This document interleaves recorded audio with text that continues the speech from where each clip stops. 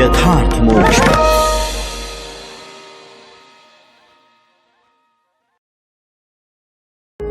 यथार्थ मोक्ष प्रस्तुत कर रहा है अतुल्य संपूर्ण महाभारत। श्री महाभारतम कर्ण पर 90वां अध्याय। अर्जुन और कर्ण का घोर युद्ध। भगवान श्री कृष्ण के द्वारा अर्जुन की सर्प मुख बाण से रक्षा तथा कर्ण का अपना पहिया पृथ्वी में फंस जाने पर अर्जुन से बाण न चलाने के लिए अनुरोध करना। ब्रह्मा जी ने तपस्या और प्रयत्न करके देवराज इंद्र के लिए स्वयं ही जिसका निर्माण किया था, जिसका स्वरूप बहुमूल्य, शत्रुओं के लिए भयंकर, धारण करने वाले के लिए अत्यंत सुखदायक तथा परम सुगंधित था।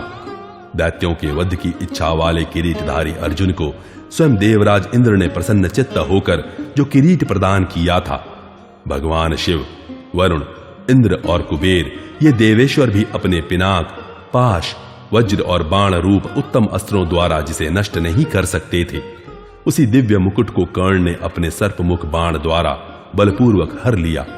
मन में दुर्भाव रखने वाले उस मिथ्या प्रतिज्ञ तथा वेगशाली नाग ने अर्जुन के मस्तक से उसी अत्यंत अद्भुत, बहुमूल्य और सुवर्ण चित्रित मुकुट का अपहरण कर लिया था। सोने की जाली से व्याप्त वह जगमगाता हुआ मुकुट धमाके की आवाज के साथ धरती पर जा गिरा, जैसे अस्ताचल से लाल रंग के मंडल वाला सूर्य नीचे गिरता है। उसी प्रकार पार्थ का वह प्रिय, उत्तम एवं तेजस्वी किरीट श्रेष्ठ बाण से मथित और विषाग्नि से प्रज्वलित हो पृथ्वी पर गिर पड़ा। उस नाग ने नाना प्रकार के रत्नों से विभूषित उस किरीट को अर्जुन के मस्तक से उसी प्रकार बलपूर्वक हर लिया, जैसे इंद्र का वज्र वृक्षों और लताओं के नवजात अंकुरों तथा पुष्पशाली वृक्षों से सुशोभित पर्वत के उत्तम शिखर को नीचे गिरा देता है। भारत जैसे पृथ्वी, आकाश, स्वर्ग और जल ये वायु द्वारा वेग पूर्वक संचालित हो महान शब्द करने लगते हैं, उस समय वहां जगत के सब लोगों ने वैसे ही शब्द का अनुभव किया और व्यथित होकर सभी अपने अपने स्थान से लड़खड़ा कर गिर पड़े। मुकुट गिर जाने पर श्याम वर्ण नवयुवक अर्जुन ऊंचे शिखर वाले नीलगिरी के समान शोभा पाने लगे। उस समय उन्हें तनिक भी व्यथा नहीं हुई। वे अपने केशों को सफेद वस्त्र से बांधकर युद्ध के लिए डटे रहे। श्वेत वस्त्र से केश बांधने के कारण वे शिखर पर फैली हुई सूर्य देव की किरणों से प्रकाशित होने वाले उदयाचल के समान सुशोभित हुए।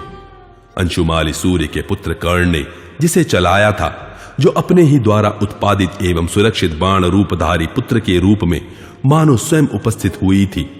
गौ अर्थात नेतेंद्रिय से कानों का काम लेने के कारण जो गोकर्णा और मुख से पुत्र की रक्षा करने के कारण सुमुखी कही गई है, उस सर्पिणी ने तेज और प्राण शक्ति से प्रकाशित होने वाले अर्जुन के मस्तक को घोड़ों की लगाम के समान लक्ष्य करके उनके उस मुकुट को ही हर लिया, जिसे ब्रह्मा जी ने स्वयं सुंदर रूप से इंद्र के मस्तक का भूषण बनाया था और जो सूर्य सदृश किरणों की प्रभा से जगत को परिपूर्ण करने वाला था। उस सर्प को अपने बाणों की मार से कुचल देने वाले अर्जुन उसे पुनः आक्रमण का अवसर न देने के कारण मृत्यु के अधीन नहीं हुए। कर्ण के हाथों से छूटा हुआ वह अग्नि और सूर्य के समान तेजस्वी बहुमूल्य बाण, जो वास्तव में अर्जुन के साथ वैर रखने वाला महानाग था, उनके किरीट पर आघात करके पुनः वहां से लौट पड़ा। अर्जुन का वह मुकुट सुवर्णमय होने के कारण विचित्र शोभा धारण करता था। उसे खींचकर अपनी विषाग्नि से दग्ध करके वह सर्प पुनः कर्ण के तरकस में घुसना ही चाहता था कि कर्ण की दृष्टि उस पर पड़ गई। तब उसने कर्ण से कहा, कर्ण, तुमने अच्छी तरह सोच विचार कर मुझे नहीं छोड़ा था, इसीलिए मैं अर्जुन के मस्तक का अपहरण न कर सका। अब पुनः सोच समझकर ठीक से निशाना साध कर रणभूमि में शीघ्र ही मुझे छोड़ो, तब मैं अपने और तुम्हारे उस शत्रु का वध कर डालूंगा।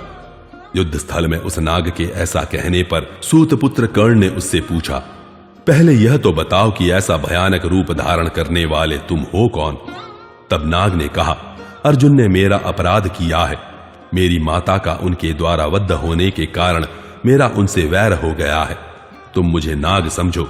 यदि साक्षात वज्रधारी इंद्र भी अर्जुन की रक्षा के लिए आ जाएं, तो भी आज अर्जुन को यमलोक में जाना ही पड़ेगा। कर्ण बोला, नाग, आज रणभूमि में कर्ण दूसरे के बल का सहारा लेकर विजय पाना नहीं चाहता है। नाग, मैं 100 अर्जुन को मार सकूं तो भी एक बाण का 2 बार संधान नहीं कर सकता। इतना कहकर सूर्य के श्रेष्ठ पुत्र कर्ण ने युद्ध स्थल में उस नाग से फिर इस प्रकार कहा, मेरे पास सर्पमुख बाण है, मैं उत्तम यत्न कर रहा हूं और मेरे मन में अर्जुन के प्रति पर्याप्त रोष भी है, अतः मैं स्वयं ही पार्थ को मार डालूंगा। तुम सुखपूर्वक यहां से पधारो। राजन, युद्ध स्थल में कर्ण के द्वारा इस प्रकार टकासा उत्तर पाकर वह नागराज रोष पूर्वक उसके इस वचन को सहन न कर सका।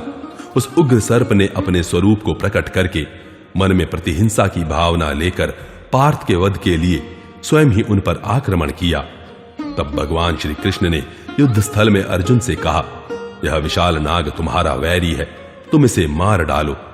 भगवान मधुसूदन के ऐसा कहने पर शत्रुओं के बल का सामना करने वाले गांडीवधारी अर्जुन ने पूछा, प्रभु, आज मेरे पास आने वाला यह नाग कौन है जो स्वयं ही गरुड़ के मुख में चला आया है?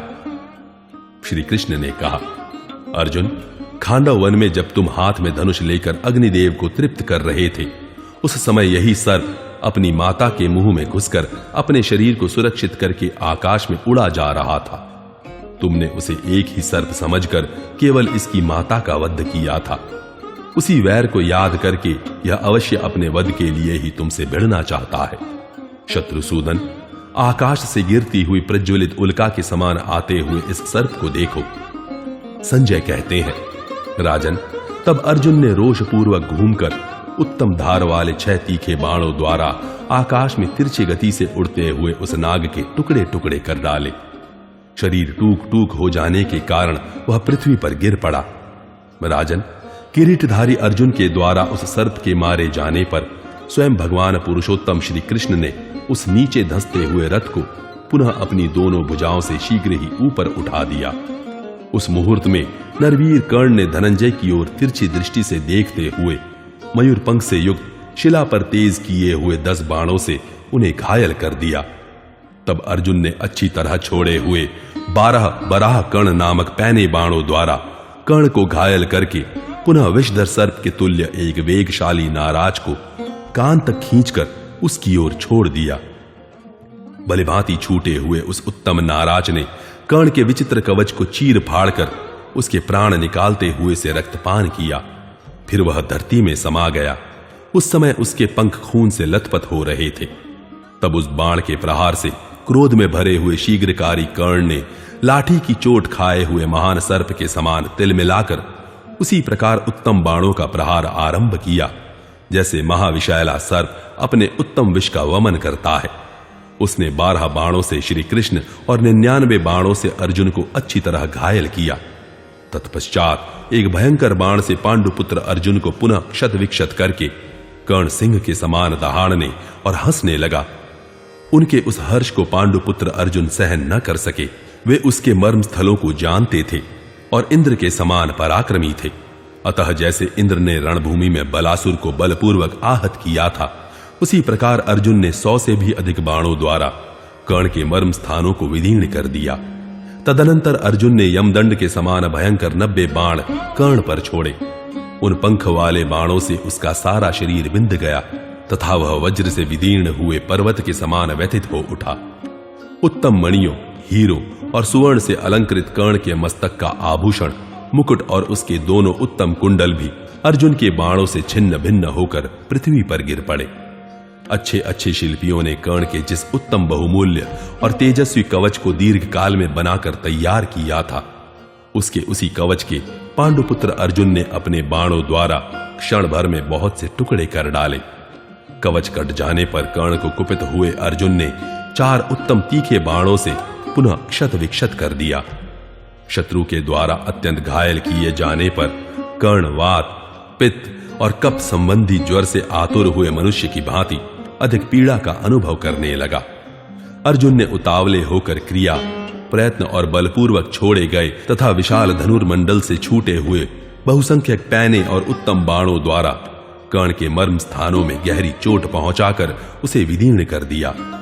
अर्जुन के भयंकर वेगशाली और तेज धार वाले नाना प्रकार के बाणों द्वारा गहरी चोट खाकर कर्ण अपने अंगों से रक्त की धारा बहाता हुआ उस पर्वत के समान सुशोभित हुआ, जो गेरु आदि धातुओं से रंगा होने के कारण अपने झरनों से लाल पानी बहाया करता है। तत्पश्चात अर्जुन ने सोने के पंख वाले लोह निर्मित सुदृढ़ तथा यमदंड और अग्निदंड के तुल्य भयंकर बाणों द्वारा कर्ण की छाती को उसी प्रकार विदीर्ण कर डाला जैसे कुमार कार्तिकेय ने क्रौंच पर्वत को चीर डाला था। प्रभु, अत्यंत आहत हो जाने के कारण सूत पुत्र कर्ण तरकस और इंद्रधनुष के समान अपना धनुष छोड़कर रथ पर ही लड़खड़ाता हुआ मूर्छित हो गया। उस समय उसकी मुट्ठी ढीली हो गई थी। राजन, अर्जुन सत्पुरुषों के व्रत में स्थित रहने वाले श्रेष्ठ मनुष्य हैं, अतः उन्होंने उस संकट के समय कर्ण को मारने की इच्छा नहीं की। तब इंद्र के छोटे भाई भगवान श्री कृष्ण ने बड़े वेग से कहा, पांडुनंदन, तुम लापरवाही क्यों दिखाते हो? विद्वान पुरुष कभी दुर्बल से दुर्बल शत्रुओं को भी नष्ट करने के लिए किसी अवसर की प्रतीक्षा नहीं करते। विशेषतः संकट में पड़े हुए शत्रुओं को मारकर बुद्धिमान पुरुष धर्म और यश का भागी होता है। इसलिए सदा तुमसे शत्रुता रखने वाले इस अद्वितीय वीर कर्ण को सहसा कुचल डालने के लिए तुम शीघ्रता करो। सूतपुत्र कर्ण शक्तिशाली होकर आक्रमण करे, इसके पहले ही तुम इसे उसी प्रकार मार डालो जैसे इंद्र ने नमुची का वध किया था। अच्छा, ऐसा ही होगा। यों कहकर श्री कृष्ण का समादर करते हुए संपूर्ण कुरुकुल के श्रेष्ठ पुरुष अर्जुन उत्तम बाणों द्वारा शीघ्रता पूर्वक कर्ण को उसी प्रकार बींधने लगे जैसे पूर्व काल में शंबर शत्रु इंद्र ने राजा बलि पर प्रहार किया था। भरतनंदन, किरीटधारी अर्जुन ने घोड़ों और रथ सहित कर्ण के शरीर को वत्सदंत नामक बाणों से भर दिया। फिर सारी शक्ति लगाकर सुवर्णमय पंख वाले बाणों से उन्होंने संपूर्ण दिशाओं को आच्छादित कर दिया। चौड़े और मोटे वक्ष स्थल वाले अधिरथ पुत्र कर्ण का शरीर वत्सदंत नामक बाणों से व्याप्त होकर खिले हुए अशोक, पलाश, सेमल और चंदन वन से युक्त पर्वत के समान सुशोभित होने लगा। प्रजानाथ, कर्ण के शरीर में बहुत से बाण धंस गए थे। उनके द्वारा सम्रांगण में उसकी वैसी ही शोभा हो रही थी जैसे वृक्षों से व्याप्त शिखर और कंदरा वाले गिरिराज के ऊपर लाल कनेर के फूल खिलने से उसकी शोभा होती है। तदनंतर कर्ण शत्रुओं पर बहुत से बाण समूहों की वर्षा करने लगा। उस समय जैसे अस्ताचल की ओर जाते हुए सूर्य मंडल और उसकी किरणें लाल हो जाती हैं, उसी प्रकार खून से लाल हुआ वह शर समूह रूपी किरणों से सुशोभित हो रहा था। कर्ण की भुजाओं से छूटकर बड़े बड़े सर्पों के समान प्रकाशित होने वाले बाणों को अर्जुन के हाथों से छूटे हुए तीखे बाणों ने संपूर्ण दिशाओं में फैलकर नष्ट कर दिया। तदनंतर कर्ण धैर्य धारण करके कुपित सर्पों के समान भयंकर बाण छोड़ने लगा। उसने क्रोध में भरे हुए भुजंगमों के सदृश 10 बाणों से अर्जुन को और 6 से श्री कृष्ण को भी घायल कर दिया। तब परम बुद्धिमान किरीटधारी अर्जुन ने उस महासमर में कर्ण पर भयानक शब्द करने वाले सर्पविष और अग्नि के समान तेजस्वी लोह निर्मित तथा महारौद्रास्त्र से अभिमंत्रित विशाल बाण छोड़ने का विचार किया। नरेश्वर, उस समय काल अदृश्य रहकर ब्राह्मण के क्रोध से कर्ण के वध की सूचना देता हुआ उसकी मृत्यु का समय उपस्थित होने पर इस प्रकार बोला, अब भूमि तुम्हारे पहिए को निगलना ही चाहती है। नरवीर, अब कर्ण के वध का समय आ पहुंचा था। महात्मा परशुराम ने कर्ण को जो भार्गवास्त्र प्रदान किया था वह उस समय उसके मन से निकल गया। उसे उसकी याद न रह सकी। साथ ही पृथ्वी उसके रथ के बाएं पहिए को निगलने लगी। नरेंद्र, श्रेष्ठ ब्राह्मण के शाप से उस समय उसका रथ डगमगाने लगा और उसका पहिया पृथ्वी में धंस गया। यह देख सूतपुत्र कर्ण सम्रांगण में व्याकुल हो उठा। जैसे सुंदर पुष्पों से युक्त विशाल चैत्य वृक्ष वेदी सहित पृथ्वी में धंस जाए, वही दशा उस रथ की भी हुई। ब्राह्मण के शाप से जब रथ डगमग करने लगा, परशुराम जी से प्राप्त हुआ अस्त्र भूल गया और घोर सर्पमुख बाण अर्जुन के द्वारा काट डाला गया। तब उस अवस्था में उन संकटों को सहन न कर सकने के कारण कर्ण खिन्न हो उठा और दोनों हाथ हिला हिलाकर धर्म की निंदा करने लगा। धर्मज्ञ पुरुषों ने सदा ही यह बात कही है कि धर्म परायण पुरुष की धर्म सदा रक्षा करता है। हम अपनी शक्ति और ज्ञान के अनुसार सदा धर्म पालन के लिए प्रयत्न करते रहते हैं, किंतु वह भी हमें मारता ही है, भक्तों की रक्षा नहीं करता। अतः मैं समझता हूं धर्म सदा किसी की रक्षा नहीं करता है। ऐसा कहता हुआ कर्ण जब अर्जुन के बाणों की मार से विचलित हो उठा उसके घोड़े और सारथी लड़खड़ाकर गिरने लगे और मर्म पर आघात होने से वह कार्य करने में शिथिल हो गया। तब बारंबार धर्म की ही निंदा करने लगा। तदनंतर उसने 3 भयानक बाणों द्वारा युद्ध स्थल में श्री कृष्ण के हाथ में चोट पहुंचाई और अर्जुन को भी 7 बाणों से बींध डाला। तत्पश्चात अर्जुन ने इंद्र के वज्र तथा अग्नि के समान प्रचंड वेगशाली 17 घोर बाण कर्ण पर छोड़े। वे भयानक वेगशाली बाण कर्ण को घायल करके पृथ्वी पर गिर पड़े। इससे कर्ण कांप उठा, फिर भी यथाशक्ति युद्ध की चेष्टा दिखाता रहा। उसने बलपूर्वक धैर्य धारण करके ब्रह्मास्त्र प्रकट किया। यह देख अर्जुन ने भी इंद्रास्त्र को अभिमंत्रित किया।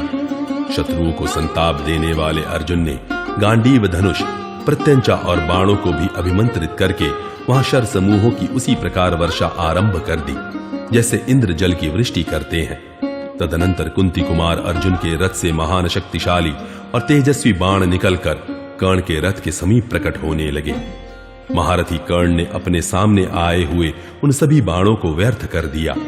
उस अस्त्र के नष्ट कर दिए जाने पर वृषणिवंशी वीर भगवान श्री कृष्ण ने कहा, पार्थ, दूसरा कोई उत्तम अस्त्र छोड़ो। राधा पुत्र कर्ण तुम्हारे बाणों को नष्ट करता जा रहा है। तब अर्जुन ने अत्यंत भयंकर ब्रह्मास्त्र को अभिमंत्रित करके धनुष पर रखा और उसके द्वारा बाणों की वर्षा करके अर्जुन ने कर्ण को आच्छादित कर दिया। इसके बाद भी वे लगातार बाणों का प्रहार करते रहे। तब कर्ण ने तेज किए हुए पैने बाणों से अर्जुन के धनुष की डोरी काट डाली। उसने क्रमशः दूसरी, तीसरी, चौथी, 5वीं, 6ठी, 7वीं और 8वीं डोरी भी काट दी। इतना ही नहीं, 9वीं, 10वीं और 11वीं डोरी काटकर भी 100 बाणों का संधान करने वाले कर्ण को यह पता नहीं चला कि अर्जुन के धनुष में 100 डोरियां लगी हैं। तदनंतर दूसरी डोरी चढ़ाकर पांडु कुमार अर्जुन ने उसे भी अभिमंत्रित किया और प्रज्वलित सर्पों के समान बाणों द्वारा कर्ण को आच्छादित कर दिया। युद्ध स्थल में अर्जुन के धनुष की डोरी काटना और पुनः दूसरी डोरी का चढ़ जाना इतनी शीघ्रता से होता था कि कर्ण को भी उसका पता नहीं चलता था। वह एक अद्भुत सी घटना थी। कर्ण अपने अस्त्रों द्वारा सव्यसाची अर्जुन के अस्त्रों का निवारण करके उन सबको नष्ट कर दिया और अपने पराक्रम का प्रदर्शन करते हुए उसने अपने आप को अर्जुन से अधिक शक्तिशाली सिद्ध कर दिखाया। तब शत्रुओं को संताप देने वाले अर्जुन ने अग्नि और सर्पविष के समान भयंकर लोहमय दिव्य बाण को अभिमंत्रित करके उसमें रौद्रास्त्र का आधान किया और उसे कर्ण पर छोड़ने का विचार किया। नरेश्वर, इतने ही में पृथ्वी ने राधा पुत्र कर्ण के पहिए को ग्रस लिया। यह देख राधा पुत्र कर्ण शीघ्र ही रथ से उतर पड़ा और उद्योग पूर्वक अपनी दोनों भुजाओं से पहिए को थामकर उसे ऊपर उठाने का विचार किया। कर्ण ने उस रथ को ऊपर उठाते समय ऐसा झटका दिया कि 7 द्वीपों से युक्त पर्वत, वन और काननों सहित यह सारी पृथ्वी चक्र को निगले हुए ही 4 अंगुल ऊपर उठ आई।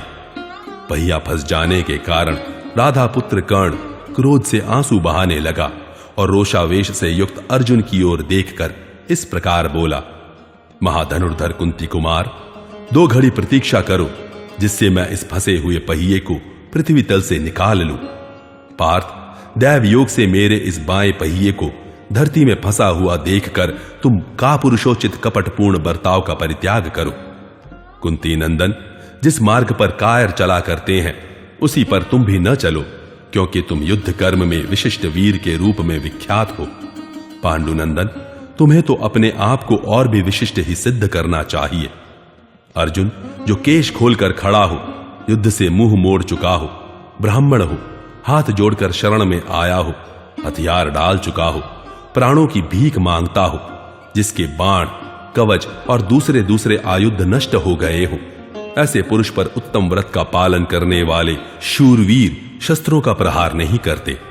पांडुनंदन, तुम लोक में महान शूर और सदाचारी माने जाते हो, युद्ध के धर्मों को जानते हो, वेदांत का अध्ययन रूपी यज्ञ समाप्त करके तुम उसमें अवभृत स्नान कर चुके हो, तुम्हें दिव्यास्त्रों का ज्ञान है, तुम अमेय आत्मबल से संपन्न तथा युद्ध स्थल में कार्तवीर्य अर्जुन के समान पराक्रमी हो।